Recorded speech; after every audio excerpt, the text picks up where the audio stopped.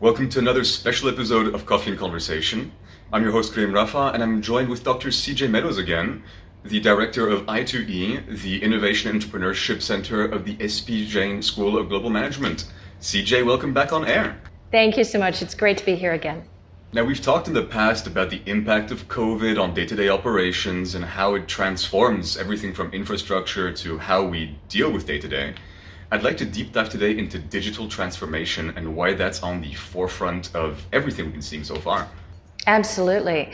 You know, it's an incredible thing that of the companies that have launched digital transformation initiatives, 79% of them are still in the initial stages of digital transformation.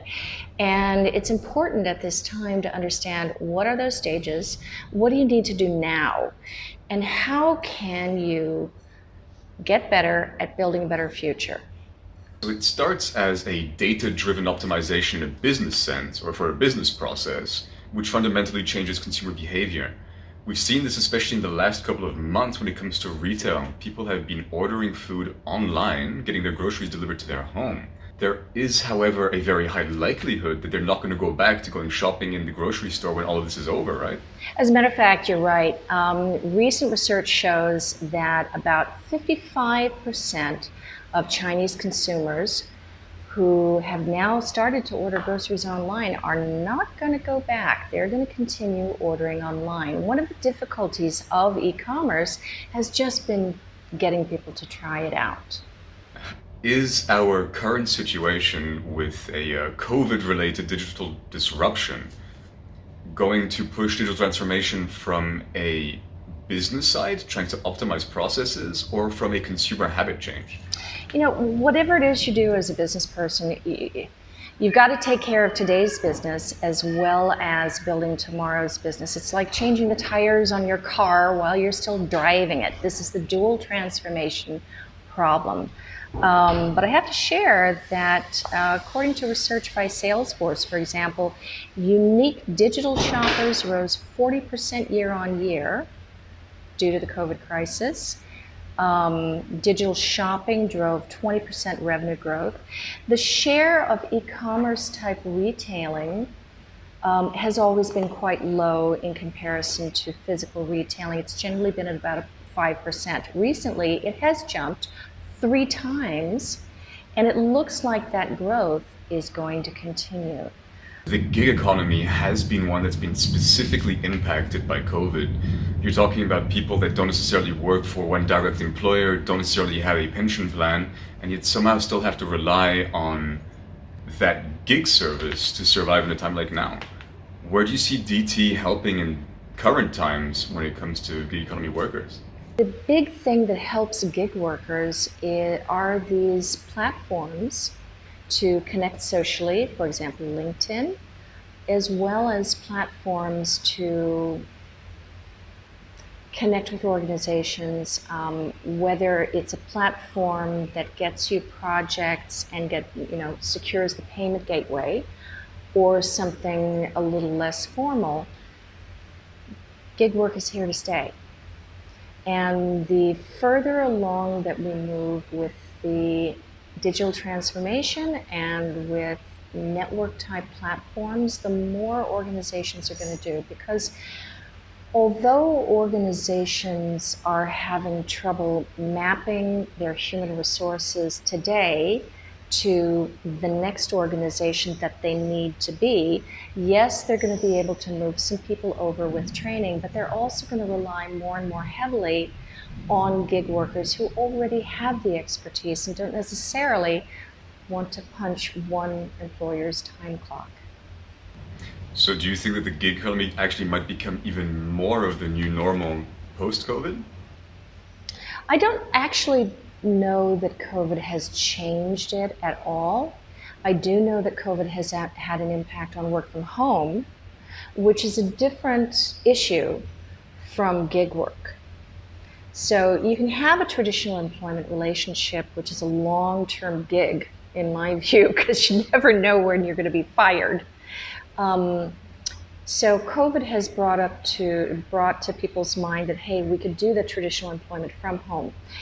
Gig work, we still need more digital infrastructures and a little more opening up by companies to take on these temporary employees who then can have long-term temporary relationships, which is what an employment relationship is anyway. Now, it's interesting on one hand that in the gig economy, there might be the support system, and on one hand to the other, they're also used to having multiple commitments. But a lot of traditional or legacy companies have been laying off staff now more than ever, which is very reminiscent of the 08-09 times. So it's really, really tempting for companies in crisis to fire people, make cuts, pull in. But McKinsey research shows that those companies that have the through cycle mindset are actually better off. Now, McKinsey research shows that the top quartile companies in terms of total returns to shareholders, or TRS, had about 20 percentage points on their peers. Those that took the through cycle mindset and kept moving ahead and kept investing in new areas of growth that opened up during the crisis that then they could build on, 8 years later, they were 150 points ahead of their peers. So taking advantage of the crisis, seeing it as an opportunity, and building for a future that you're going to keep and keep ahead of the competition has shown itself to be a successful strategy. It sounds almost obvious when you say it like that. At a time of crisis, when everyone else is laying low, is just the opportunity to prepare for the reopening and scale and make that much more of an advantage on your competition per se.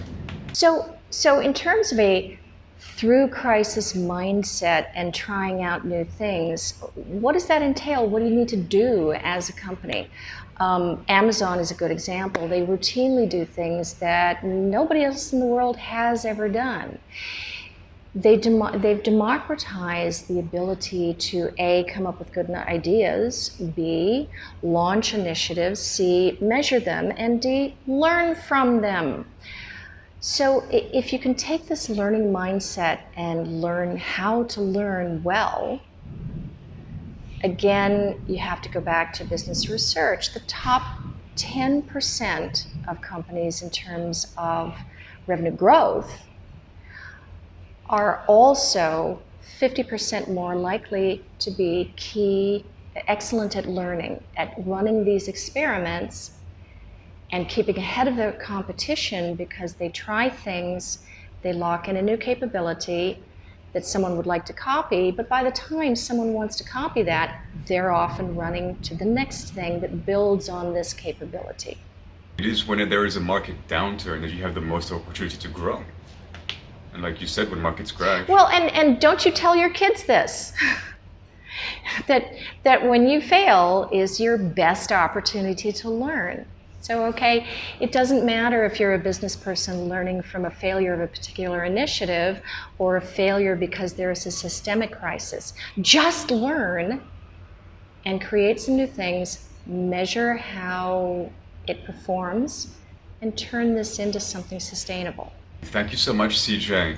It's always a pleasure to have you on air, and thank you for all that insight. Thank you so much. It's always a joy to talk with you. Thank you all for watching.